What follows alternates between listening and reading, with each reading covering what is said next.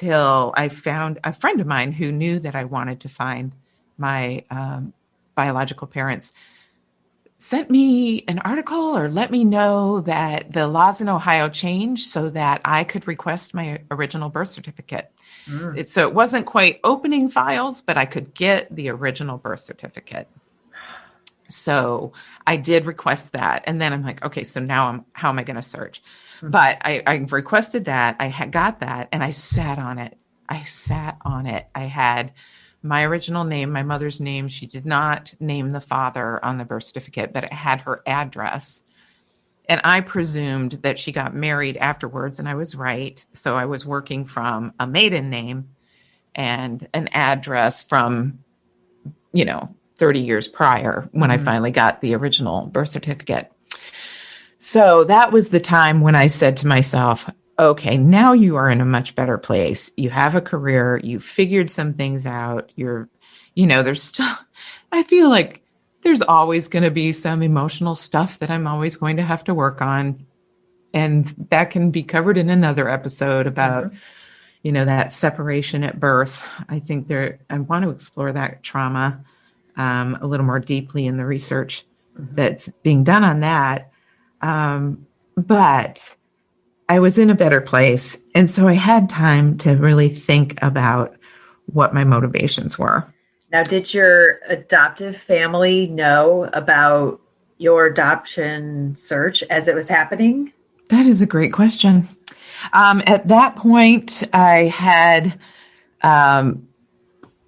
was estranged from my adoptive parents. And I did offer to continue a relationship if we went into counseling together, because I just could not continue I could not be part of the behavior that was going on.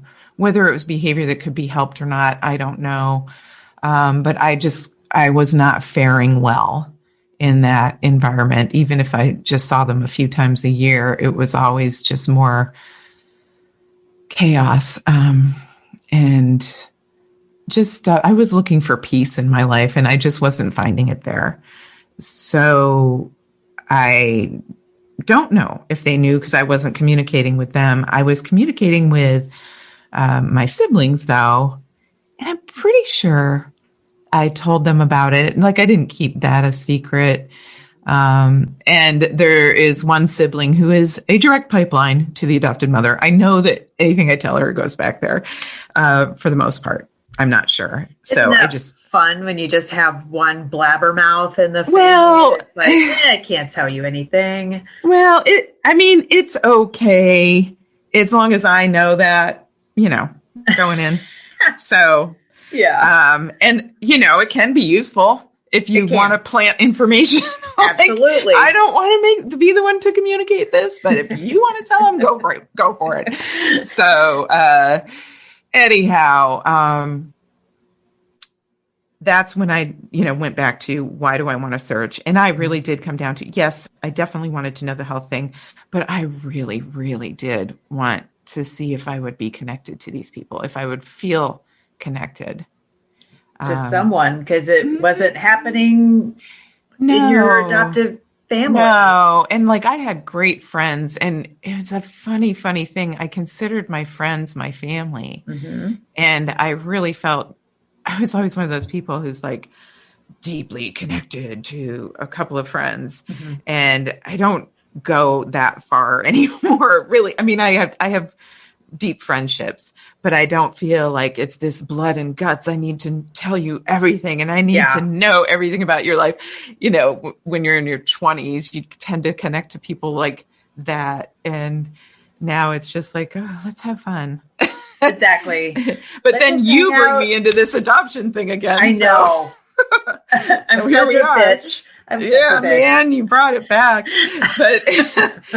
But yeah, so that's the whole, okay, that is dicey to be looking for a connection from who is essentially a complete stranger. So I had to be prepared for anything. I mean, I was doing mental exercises all the time. If she responds like this, am I going to fall apart? If she responds like this, am I going to like it? If she's overwhelming, am I going to be okay with that? You know, so all of these millions and millions of questions I had for myself that I answered. And then I finally did the deed and made the contact after a lot of footwork, which, you know, I was in libraries, I was opening phone books, I was in microfiche, I was making all these connections, I was looking at land parcels, deeds to land, and trying to figure out who she was. And so I actually found out about at least one of my half siblings that she had through microfiche at a library. I miss microfiche. I know, right? I love the word. The word. I like to just say it, microfiche. I mean, some of you aren't going to know what that means. Just absolutely. Google it. It was like this really so cool thing you would just whir through and like stop on a dime and that's the article I want. So, yeah, you were like a research warrior. It was for real, amazing. For real. You just you deserve some kind of a plaque or something if you found anything in there, because it was just kind of overwhelming at times if you think about it. And it just was so laborious. It was so laborious. You're like, I want the birth records from blah, blah, blah. And so, in newspaper records and all of that. But I would still almost like kill to go back to that day, where microfiche was the way we did things. I know. And of course, a card catalog would be so great. Well, it slowed your roll. Yeah, it slowed your roll. Yeah. You just had to think a little bit. Oh. You had to plot things. You couldn't just type something in. I know. You had to make the connections. You still have to do that with Google, searching online, but there was a certain satisfaction. You felt like a detective. Yeah. So, so the idea of spite went away when I was in my 30s. I didn't need to spite anyone. In fact, I've told maybe 2 people the Lucy Bowles story because I'm just like, it's so weird. It's so great, though. I mean, I know. Don't you just kind of picture one of Woody Allen's characters doing that to their kid, or just showing up at a high school reunion and filling out that stupid sticky name tag and writing the name Lucy Bowles. Hello, my name is Lucy Bowles. Yeah, even Steve Martin might appreciate that. I don't know. I hope Steve Martin's okay.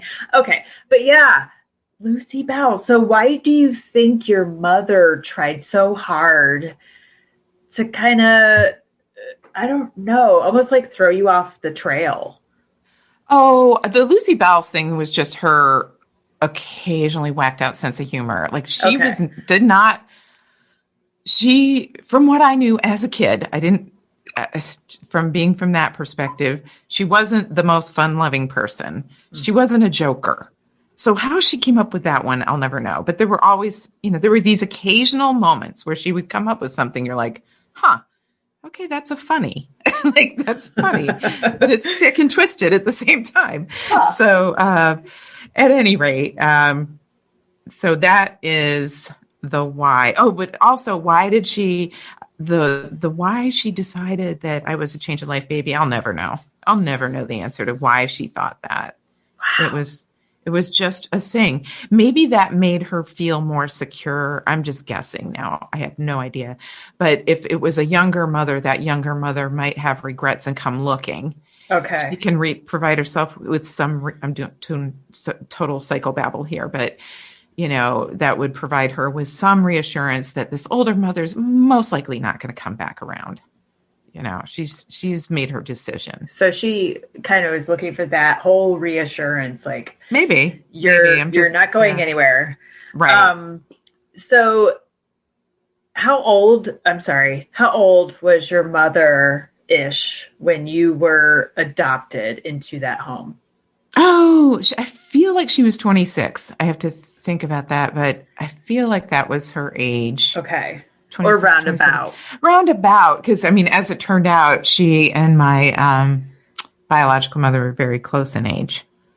So it was not a change of life baby. Okay. So you were actually birthed by a fairly young woman. So, Well, yeah, back then it wasn't though, right? Back then they were having their babies at 18, 19, 20.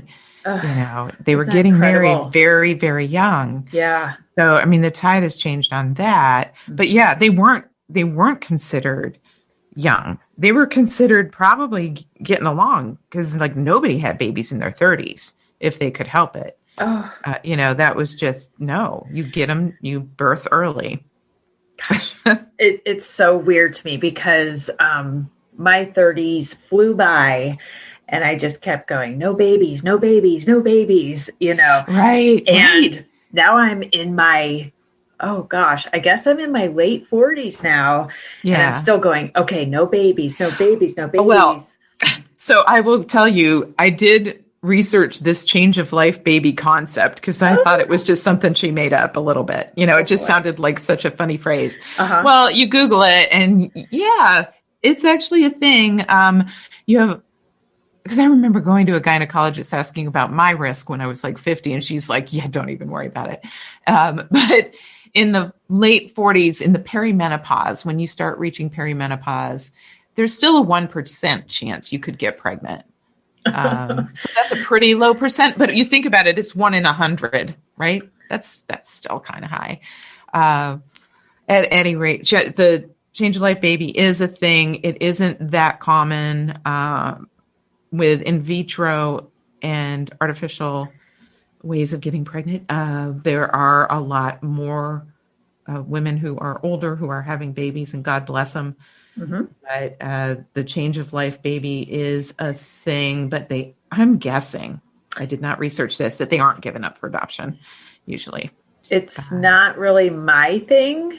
I'm really trying very hard to just kind of be the best pet parent I can be at this point in time. Right. Right. But I will say that, and I don't think I revealed this last week, that my biological mom, she was in her late 30s, I think, when she had me. And my adoptive mother was 40 when I got to the home.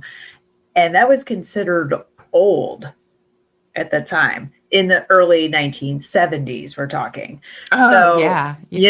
And it was like, oh my gosh, you're really a high risk pregnancy in your late 30s. And then everyone thought that my parents or my grandparents growing up. And it baffles me now being closer to 50 than 40. And I'm going, well, I still consider myself to look fairly youthful. But it's just so strange that 26 for your mother would be considered a late age to have a child. Well, yeah, I don't even know late, but on the later side, like they're approaching 30. They're on the other side of 25. So, yeah. And yeah. So, she wasn't a baby. My biological mother wasn't, she wasn't a teenager. She was of adult age and made the decision. But I think we'll get into all of that in another episode. This one was supposed to focus on why search. Yeah. Oh, and the other reason too, as difficult as my relationship with my adoptive parents were, mainly the mom, we just never really saw eye to eye. When that was cut off, there's a void. It was a void of something that was negative, but there's still a void of, that is gone. So it just felt awkward. In some ways, like, okay, what do I do now? And I didn't immediately jump into the search. It was just, I gave it some time, obviously, gave it some time and thought about it. But that definitely contributed to it. Yeah. Needing and wanting a parent. Right. So. Well, I'm kind of thinking that moving forward, the next step for us would be how we made contact. Oh, yeah. Yeah. And how that went and what route we took. Because it's definitely interesting on both sides. And yeah. I mean, again, that's like my favorite story. That's my favorite. Mine too. Mine Yeah. too. And it doesn't always work out the way you think it's going to. And there are definite, Right. wrenches in that wheel that are thrown. Is that a real phrase? I think I just made that.